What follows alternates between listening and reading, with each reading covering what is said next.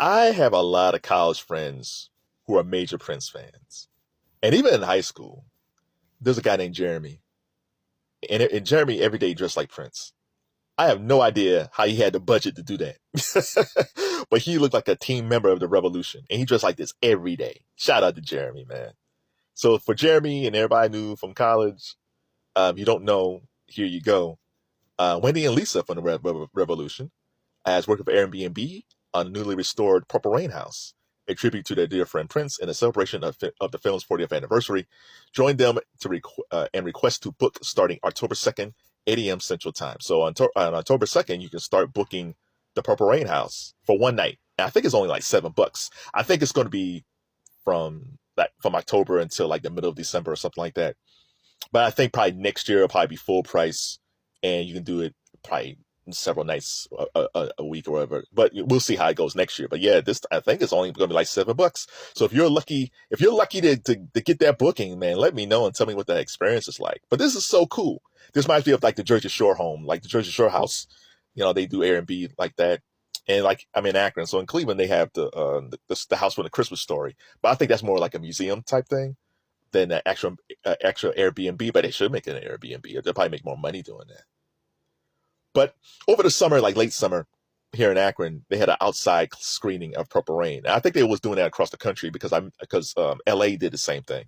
So there was an outside screening of Purple Rain, and that's the first time I've seen the film unedited forever. Because over the past 15 years, the only time I watched Purple Rain is like on TV. But I always stop and watch it off and on because it's great.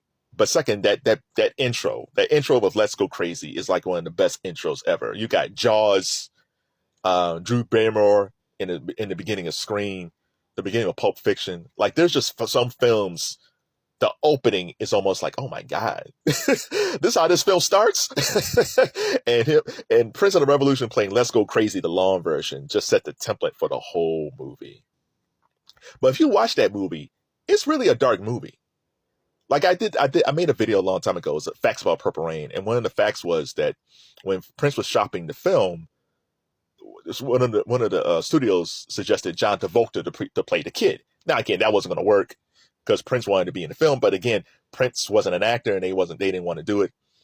But I can see the Travolta angle because if you look at Saturday Night Fever also had a great soundtrack, great performances, dancing wise with John Travolta, but it was very dark. There was some funny spots in it, but Saturday Night Fever was a very dark film. And the only reason that Purple Rain wasn't truly dark, and the darkness was because of the domestic violence in the film. The only reason it wasn't truly, truly dark was Morris E. Day, as Jerome would say. Morris Day, if you don't know, he grew up with Prince. Morris was a drummer. Prince was forming at the time. Initially, he wanted Alexander O'Neal, but according to Jimmy Jam, Alexander O'Neal was like, "Where's my paper? I want my paper." And Prince wasn't going to pay Alexander what he wanted, so Morris became the lead singer. So I guess Morris went from being a drummer to being the lead singer. If I'm wrong, Prince fans, let me know. And basically, Morris's personality was Prince's funny personality. So Morris started off with that, and then you had him and Jerome. They became a pair within the time, and then they just brought that to the film. Now, the thing about Purple Rain is that there were no actors, like outside Clarence Williams III and some other people. Everybody else was untrained. Prince wasn't a trained actor. Morris was an untrained actor. The difference is Morris was really comfortable on screen. Really comfortable. It's hard to believe that he wasn't an actor. Now, the problem was moving forward, everything that Morris did after that, acting wise, was always Morris E. Day. You can't really get out of that persona. I think if he would have trained a little bit more, he probably would have became a better actor because the natural talent was there. But because of Morris and Jerome, it took a lot of the darkness out of that movie. Yeah, I can't even imagine that film without Morris Day. And Prince probably got jealous of that. Because if I'm Prince, it's like, hey, they're talking about Morris, but they're not talking about me. It's my movie. They only talk about me and my performances. They're not talking about my acting. So I think that's why that Prince, if you watch Under the Cherry Moon, that was Prince's personality, which is almost like the Morris Day personality. The problem with Under the Cherry Moon is Prince and the director of Purple Rain, Albert Mangione, I believe, they had a falling out because I think the goal was to have a sequel, which would have been great to see what happened to the kid and all of them if they became successful. But they had a falling out, Prince directed Under the Cherry Moon, and that film was a mess. Shot beautifully. Like Prince did a great job shooting the film. It's just the script wise, it was just horrible. It was just horrible. But Albert Mangini, he came back later. I can't remember if he directed Graffiti Bridge, but Graffiti Bridge wasn't that great. But he also came back as Prince's manager. Like, he was really a great partner to Prince on the business side years later, which is crazy because usually when Prince fires somebody, they don't come back. But he trusted Albert, which is crazy. Before I get to the third thing, let me go back to when I was watching Purple Rain outside. So when I was watching it, I was like, wow, like, what rating was this? Because in my head, many years later, I was like, oh, okay, this film had to be like PG-13 because the only thing I was watching was the TV version because I haven't watched the unedited version in a long time. I said, what rating was this? R. Shout out to my mom for letting me see that movie because she probably saw the R but figured, I like Prince. It can't be that bad. I think I became a man when Apollonia jumped into the waters of Lake Minnetonka. It's like, oh my God, who is this woman? Because I love Vanity of Vanity 6. She was stunning.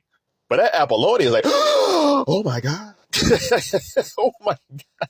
And then some of the things that Morris said in the film, you probably couldn't do today. But yeah, man, shout out to my mom for letting me see that film. I'm sure she was shocked when she finally saw it. She, oh my God. Because when we were little, she would say, cover your eyes. Too late. So let me go back to what the third thing that was impressive about the film, which is about the domestic violence. For a black films really didn't cover stuff like that.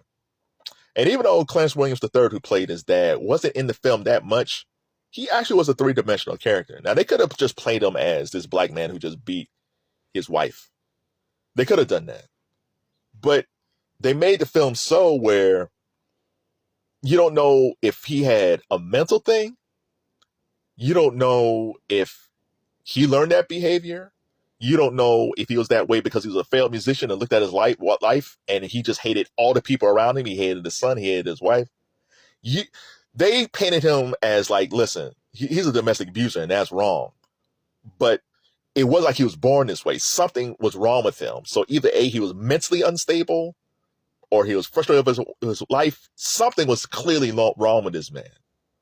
And then you saw the complexities with his mom. Like, his mom could have left him, but she stayed. There was that scene where he abused her, and then next thing you know, they was all lovey-dovey, which shows you the complexity of people who are in a toxic relationship, but there's love there. And even when he shot himself, Prince's mom was right there going to the hospital with him. So it shows you that their screen time wasn't that much, but it was very realistic. And then you have Prince as the kid. He cared for Apollonia, but then he hit her. And it was at one point, and then he apologized. And then it was a point, he almost hit her again. He hit her, and he tried to do it again, I think. And he stopped himself. And it shows, like, even though in the film, the kid was always trying to protect his mom, he was angry at his dad. And he's like, I'm never going to be like my father. A lot of ways, young folks who grow up in those situations exhibit those types of behaviors. It's a very heady thing. And that's the one good thing about those films back then, like Purple Rain, or even take like the John Hughes films. There was a lot of things, adult things that was in those films because kids experience a lot of things that was influenced by their parents. Divorce, abuse, child abuse, substance abuse, alcoholism, anxiety. There's a lot of things that was great in those films that you don't see today. You see that a little bit from bits and pieces. By the time we get to American Pie and those films, they weren't really doing that. And because of Netflix and Hulu, you see those things a lot more than you did maybe back in the 90s. But as far as like a mainstream film that's success, you don't see this as much. So kudos to the 80s for having those adult content type things. But yeah, shout out to Purple Rain. What's your experience of Purple Rain? What's your favorite song for Purple Rain? What do you think about the movie as you see it 40 years later? How do you if you saw it as a teen, how do you see it then, and how do you see it now as an adult? Only thing I know is I need to get to that Purple Rain house. Man, oh man, that sounds like a great time.